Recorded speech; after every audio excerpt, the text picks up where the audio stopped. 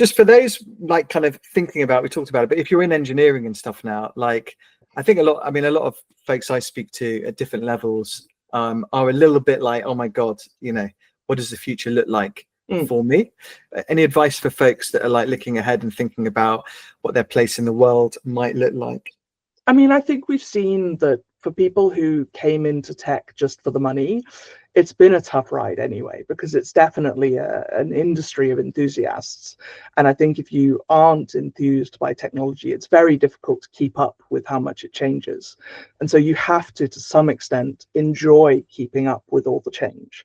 And if you're doing that just because it pays well, then that might keep you motivated. Maybe you're super well motivated that way and it keeps you motivated forever. And if so, all power to you.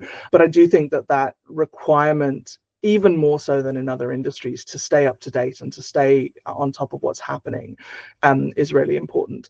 My personal prediction is I think we're going to have a real shortage of senior engineers in 5 years' time, because we've got this massive reduction in the number of entry-level roles, because we've got this problem. And so I'd say for anybody who's managed to find an entry-level role, hang on to it with both hands, stay in the industry and stay up to date, get the most out of AI, absolutely use it as a tool, but use it to augment yourself rather than to replace yourself. And I think that's the advice I'd give. I would just say is don't just be in the corner like grinding out stuff. Like I think if you are an amazing, exceptional coder, engineer with the ability to communicate to people who aren't, I think you're going to set yourself apart. The days of the kind of order taker, just sit in the corner, take the spec, code what you've been asked to code, that's gone.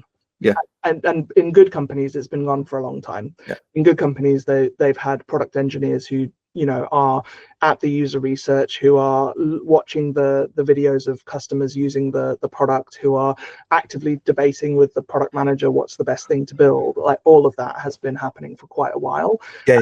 And so I think this kind of I'll just code what's thrown over the fence to me attitude is one that should have gone away a while ago, and in many companies already has. You can't just sit in the corner and code what you're asked. One other thing I'd say for young folks, if they can't find one of these jobs because there's so few, is still like code stuff, games or whatever it might be, but just go do stuff, go be productive. Because when an opportunity comes up and you can show that, look, hey, this is what I've been doing. Amazing, right? Rather than what have you been up to? Oh, I've just, played a lot of video games for 6 months. I've been playing a lot of video games. I've been designing a lot of video games, check it out. And you're like, oh my God, this is great. And it shows a bit of ingenuity, entrepreneurship, creativity, et cetera, et cetera. Yeah. So I would do that. So a lot of people are wanting to pivot to AI. There are many jobs that are being displaced by AI, and there's fewer of them. So a lot of people are wanting to pivot. 74% of successful AI career pivots come from non-technical backgrounds. Yeah. Which I find is really interesting. So given that, how do you think, what's the best way to go about transitioning from a traditional industry, or even like your space, which you might think is kind of on the way out? Any kind of advice on how to get into an AI focused? So I think the main advice I've got is to try to deeply understand how it actually works under the hood. So that doesn't mean you have to be able to code an LLM. It doesn't mean you have to be able to train them, but you should at least understand how the technology works, because that tells you where the edges of what it's capable of and not capable of are. And then I think that you are seeing a lot of successful transitions because we're seeing the soft skills become so much more important. And so take whatever skills you've learned in your current industry and just translate them over into something that's useful in that kind of new world. But I think some of why people, my hypothesis of why people would be more successful coming from outside is both that they've learned those soft skills better in non-tech environments, because tech is not the best place to learn great soft skills. And second is, in the nicest way, they're not as able to see when AI gets it wrong. And that's what's driving some of the skepticism amongst senior engineers, staff engineers, principal engineers. Like, the more experienced people are, the more they see what it gets wrong. And so the less they trust it. And so I think that skepticism and that unwillingness to go all in is some of what is affecting people when they transition to these roles. Yeah, And yeah, I'm not convinced that you're going to be in a world forever where you can not understand and not look under the hood and see what's actually been done. Like, for creating the thing in the first place, 100% you can, but yeah, as soon as you need to update it, as soon as you need to add more features, maintain it, like, this is the thing software's always gotten wrong as an industry, is like creating it in the first place is like 10% of the lifetime of software. 90% and all the value it delivers is when it's in production, when it's running, and when it's yeah, yeah. used by real people, right? Yeah, so true. Love that. And then just also broadening it out, I just wanted to give a few tips, because I hear this all the time. It's like, I'd like to transition to, this kind of role, this industry. And the thing that people come up against is, and I use financial services as an example. It's like, if you've not got financial service experience, it's a bit harder to get. It's like a bell-shaped curve of probability. But so it's actually like a lot of people find it really difficult to move sector, transition roles. It's a hard thing to do, right? The advice I share to folks thinking about or wanting to move, there's a few things that you can do that are in your control. And so I think firstly, like, think through, like, well, what is it? Why do you want to move? What's the story? And then it's like, what's the plan? And I think that a few things you can certainly do is, LinkedIn's a great example. I use LinkedIn as an example because it's free to have an account, and your next boss is on there, your next team members on there. And I think, start to like follow people that are doing what you want to do. Message folks, I mean, maybe if someone messages you, you might get out to a few and you'll be like, fancy a chat, 10 minutes. Like a lot of people will probably give someone, if approached in the right way, because people get a lot of contacts, but just kind of start to try and be proactive and speak to people, find out how they've got to where they've got to. Like, comment on my stuff. I mean, these are some of the things that you can do to start to move into the right direction. And then thinking through like transferable skills, and if you get an interview, then it starts to move from there. But it's an effort, and it's one worth putting in. And I think some of it is also just about looking at those job specs for the type of role that you want and going, how far's my gap?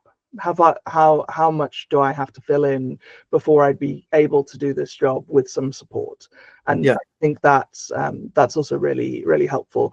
And particularly if you want to move into AI, use AI to find those specs and summarize them for you. Use AI to understand what the challenges are. Use AI to articulate for you what those jobs look like day to day.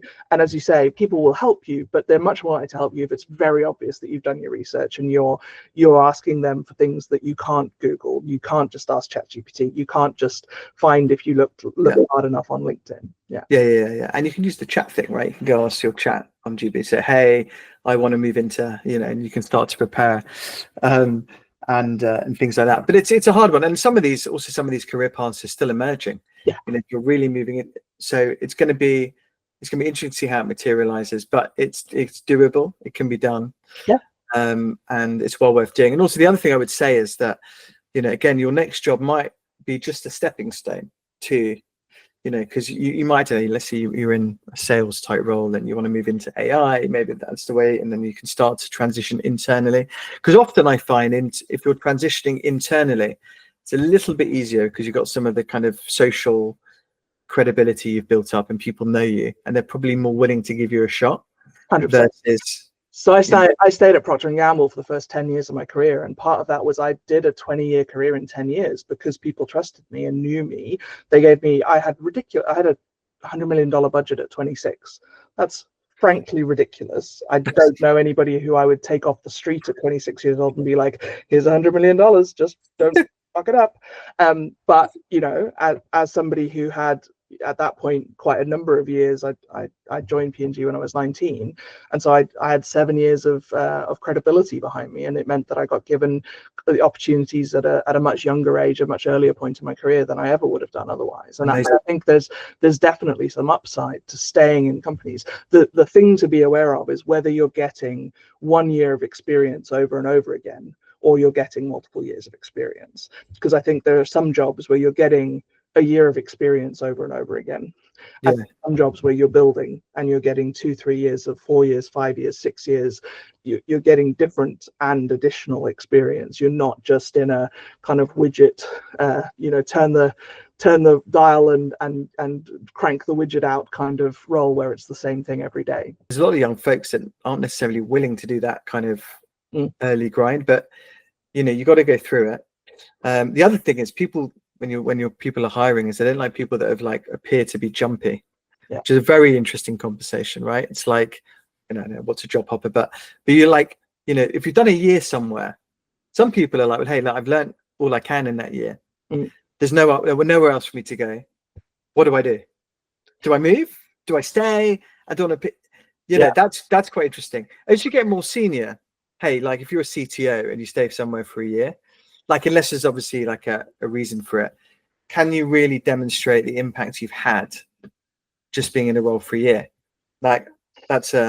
I think it's interesting because I would say that I think the first year, half of it's learning and half of it's doing.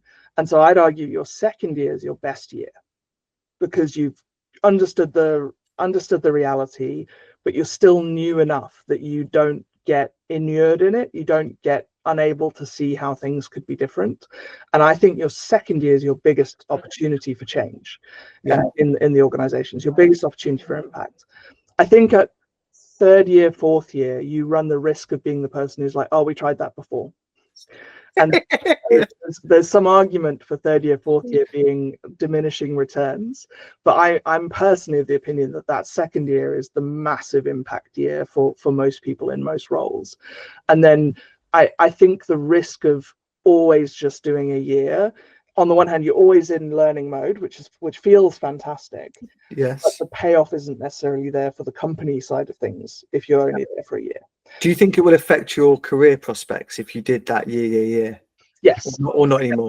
I think people still look at it and go, well, hang on, you only stayed 6 months past your probation. If you're on 6 months probation, does that mean something went wrong when you were not in probation and being looked at over, that being managed more closely? And I think that there is a risk when you move, and there are people who move even less than a year. You see lots of 9 month. That's a warning sign, I think, from the company perspective. Yeah. But if you're honest with yourself from a company perspective, how quickly do you get value out of people? And I think that great organizations, the type of organizations where as an engineer you're delivering code to production in your first days or your first week, you're fully onboarded within the first 6 weeks, maybe they get great value out of somebody there for a year. But there's a lot of organizations that do not have people fully onboarded and fully independently productive within their first 6 to 12 weeks. So there's places where it takes 6 months to get fully productive, and then you're only doing 6 months. Yeah, but I would say, I just want to caveat, because I do hear this a lot, is that sometimes there's a story worth hearing. Yeah. So I'm not saying, for people watching this, and I don't think you are either, that, I think it's, explore the story if they're, maybe suitable for your role, because someone might have had a family thing or COVID or, just something outside of their control. The firm might have been bought, redundancy, things. So I'm just going to caveat with and I think it happening once or twice is okay. It's when it's the pattern and the trend that it's the challenge, right? And so, I've done on average, I roughly have done 2 years in roles as CTO, and I think that that's a mix of learning, doing, having a high impact. And then really honestly, I've done a lot of scaling CTO jobs, which are very, very stressful. And so to me, it's like I get a lot done in those 2 years, but then I need a bit of time off. And that I'm very happy to tell that story and to have that conversation with people. Your career's long. Yeah. It is long, and we're going to be working for a long time. And if you're in your 20s and 30s, I mean, you've still got so much left. So I think, people overuse this a bit, but, be patient, learn, your career's long. And for me, it's like long-term investing versus day trading. Just learn stuff, learn from your, whoever your line manager is, your teammates, deliver stuff, and you'll get there.